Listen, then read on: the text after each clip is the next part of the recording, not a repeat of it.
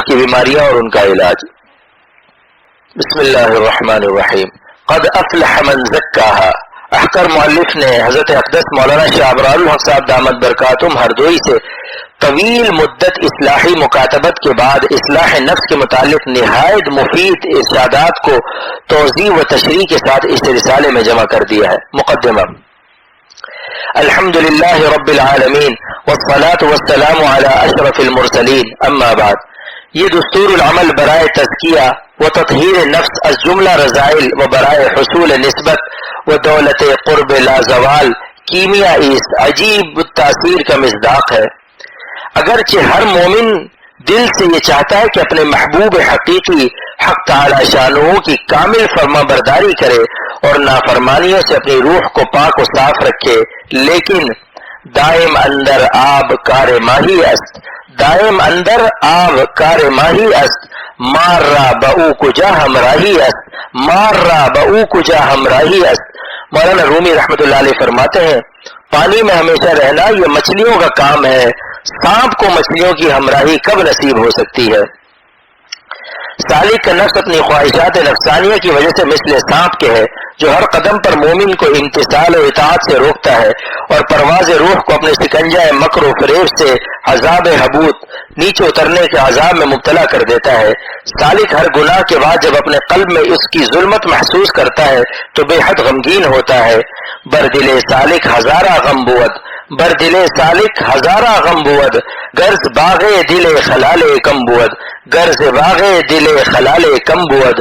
اگر سالک کے دل کے باغ سے ایک تنکا بھی کم ہو جائے تو اس کے دل پر ہزاروں غم ٹوٹ پڑتے ہیں، اور یہ غم کیوں نہ ہو جبکہ ایک شخص گندم جمع کر رہا ہے اور موش چوہا خفیہ اس انبار کو غائب کر رہا ہے۔ بس سالک عبادات و اذکار سے کچھ انوار جمع کرتا ہے، مگر جب بدنگاہی یا خیانت صدر یا کسی دیگر معصیت سے اس میں کمی پاتا ہے تو اس پر ہزاروں غم ٹوٹ پڑتے ہیں، حتیٰ کہ نفس سے مسلسل شکست اس کو مایوسی کی خطرناک منزل کے قریب کر دیتی ہے۔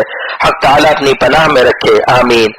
بار بار گناہ کی عادت ہو جانے سے سالک کے شب و روز اس قدر تلخ ہو جاتے ہیں کہ اس کو اپنی زندگی سے بھی نفرت ہو جاتی ہے، اور زمین باوجود اپنی وسعت کے اس پر تنگ معلوم ہوتی ہے، کیونکہ ہر گناہ پر یہ سو جان سے روتا ہے، اور اس کو حیا بھی معلوم ہوتی ہے کہ میں کس قدر نالائق و بغیرت ہوں کہ مسلسل نافرمانیوں میں مبتلا ہوں۔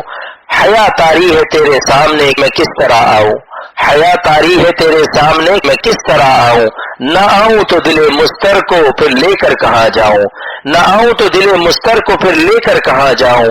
اس میں شک نہیں کہ ہمارے گناہ خواہ کتنے ہی عظیم تر ہوں، مگر حق تعالی کی عظمت اور وسعت رحمت کے سامنے وہ حقیر اور قلیل ہے۔ کما قال العارف الرومی رحمہ اللہ، اے عظیم ازما گناہان عظیم، اے عظیم ازما گناہان عظیم، تو توانی عفو کردن در حریم، تو توانی عفو کردن در حریم۔ اے اللہ تعالیٰ آپ میرے بڑے بڑے گناہوں سے بھی زیادہ بڑے ہیں، یہاں تک کہ اگر حرم مکہ میں بھی کوئی گناہ ہو جائے تو آپ ایسے گناہ کو بھی معاف کرنے پر قادر ہیں۔ یہ جو کھڑا پہاڑ ہے سر پہ میرے گناہ کا، یہ جو کھڑا پہاڑ ہے سر پہ میرے گناہ کا، وہ جو میری مدد کرے ہیں میری ایک آہ کا، وہ جو میری مدد کرے ہیں میری ایک آہ کا۔ لہذا مایوسی کو تو کسی حالت میں قریب نہ آنے دینا چاہیے، اگرچہ آخری سانس تک تزکیہ کامل نہ ہو سکے، لیکن مجاہدہ تمام عمر لازم ہے۔ کما قال المجذوب رحمہ اللہ، نہ چت کر سکے نفس کے پہلواں کو، نہ چت کر سکے نفس کے پہلواں کو، تو یوں ہاتھ پاؤں بھی ڈھیلے نہ ڈالے۔ ارے اس سے کشتی تو ہے عمر بھر کی، ارے اس سے کشتی تو ہے عمر بھر کی، کبھی وہ دبا لے کبھی تو دبا لے۔ ضروری تنبیہ، توبہ کے سہارے پر کسی گناہ میں ہمیشہ مبتلا رہنا اگرچہ استغفار سے تلافی بھی کرتا رہے، اس میں خطرناک پہلو بھی ہے، وہ یہ کہ توبہ کی توفیق اپنے اختیار میں نہیں، یہ مسلسل جرت، یہ مسلسل ابتلا دلیل ہے ہماری بے فکری اور قلت اہتمام کی، جس کی نحوست سے اندیشہ ہے کہ ہم سے توفیق توبہ ہی سلب ہو جائے۔ ہے بپشت آ مکن جرم و گناہ کہ کنم توبہ در آیم در پناہ، ذاک استغفار ہم درد دست نیست، ذوق توبہ نقل ہر سر مست نیست، اندری امت نبود مسخ بدن لیکن مسخ دل بود اے بلفتن۔ مولانا رومی رحمۃ اللہ علیہ فرماتے کہ خبردار، توبہ کے سہارے پر جرم و گناہ کی جرت و عادت مت بناؤ، کہ چلو اس وقت تو عیش و لذت گناہ سے حاصل کر لو، پھر جلدی سے توبہ کر کے پناہ حاصل کر لیں گے۔ یہ شیطانی چال تم کو عمر بھر حق تعالیٰ کی محبت کاملہ اور ولایت خاصہ سے محروم رکھے گی۔ نیز یہ بھی خطرہ ہے کہ حق تعالیٰ تمہارے ان حیلوں کی ٹاٹ میں آگ لگا دے اور توفیق توبہ سلب فرما لے، اور تم سے توفیق توبہ سلب فرما لے۔ حدیث شریف میں کہ حضور صلی اللہ علیہ وسلم جناب کبریا میں عرض کرتے ہیں ان نقترف سوءا على انفسنا او نجره الى مسلم او نکتسب خطیئتا او ذنبا لا تغفره۔ اے اللہ میں پناہ چاہتا ہوں کہ ہم حاصل کریں اپنی جان پر کسی برائی کو، یا اس کو پہنچائیں کسی مسلمان کی طرف، یا کریں ہم کوئی ایسی خطا یا گناہ جس کی آپ مغفرت نہ فرمائیں۔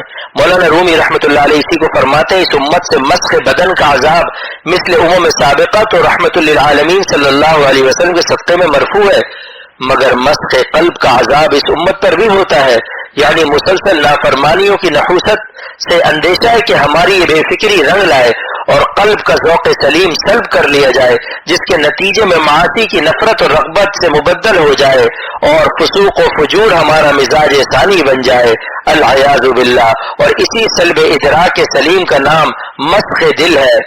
لیکن مسخ دل بود اے بلفتن، پس خبردار توبہ کے سہارے پر بے فکر ہو کر گناہوں کی عادت نہ ڈالنا۔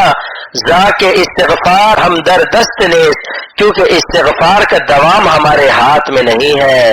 نقل توبہ ذوق ہر سرمست نیز، توبہ کی غذا کا ذوق ہر سرمست کا حصہ نہیں ہے۔ تشریح بالا سے یہ بات معلوم ہو گئی کہ مسلسل نافرمانیوں کی عادت میں مبتلا رہنے کے باوجود تزکیہ کا اہتمام نہ کرنا اور ترک معصیت کی تدابیر نہ معلوم کرنا دو خطرناک مصیبتوں میں گرفتار کرتا ہے۔ نمبر ایک یہ کہ ایسا آدمی حق تعالیٰ کی راہ میں انوار و برکات قرب خاص سے محروم رہتا ہے۔ ظاہر ہے کہ انوار طاعات و اذکار ظلمات معاصی سے کبھی بالکلیہ سلب ہو جاتے ہیں اور کبھی حد درجہ یہ انوار بے کیف اور مزمحل ہو جاتے ہیں۔ اسی مضمون کی تائید حضرت عارف رومی رحمت اللہ علیہ کے اس شعر سے ہوتی ہے، اے دریغا اے دریغا اے دریغ، اے دریغا اے دریغا اے دریغ، کان چنا ماہ نہا شد زیر میغ، کان چنا ماہ نہا شد زیر میغ، ہائے افسوس ہائے افسوس ہائے افسوس کہ ہماری روح کا ایسا منور چاند جو کثرت ذکر سے مثل بدر کے روشن تھا ہمارے ظلمات معاصی کے ابر میں مخفی ہو گیا۔ نمبر دوسرا یہ کہ ایسا آدمی ہر وقت علی معرض الخطر، خطرے کے کنارے ہے، یعنی چاہے طرد گمراہی اور دھتکارے جانے کا کنواں، وہ ضلالت کے کنارے کھڑا ہے۔ نہ معلوم کب کوئی گھڑی ایسی آ جائے کہ اپنی عادت معصیت کے مطابق گناہ کرے اور گرفت ہو جائے، اور تجلی صفت رحمت وہ حلم مبدل بتجلی قہر و انتقام ہو جائے، جس کے نتیجے میں آئندہ توفیق استغفار نہ ہو اور شدہ یہ ظلمات سارے قلب کو زنگالود کر دے، حتیٰ کہ ذکر سے وحشت و نفرت ہونے لگے اور پھر مردود ہو کر سوئے خاتمہ کی لعنت کا طوق پہن کر جہنم میں چلا جائے۔ حق تعالی ہم سب کو اس سے محفوظ رکھے، آمین۔ ان دو خطرناک مہلکات کے پیش نظر یہ بات واضح ہو گئی کہ جس گناہ کی عادت پڑ گئی ہو اس کے علاج میں غفلت اور بے فکری ہرگز نہ کرنی چاہیے۔ حق تعالیٰ کا فضل و احسان ہے کہ مجھ ناکارہ کو اس دستور العمل کی ترتیب کی توفیق بخشی ہے، جس پر عمل کر کے سالکین بدنگاہی و عشق مجازی کی سالہ سال پرانی بیماریوں سے شفا یاب ہو چکے ہیں۔ اور یہ دستور العمل بزرگوں کے ارشادات ہے، قرآن و حدیث ہی سے استنباط کردہ ہے۔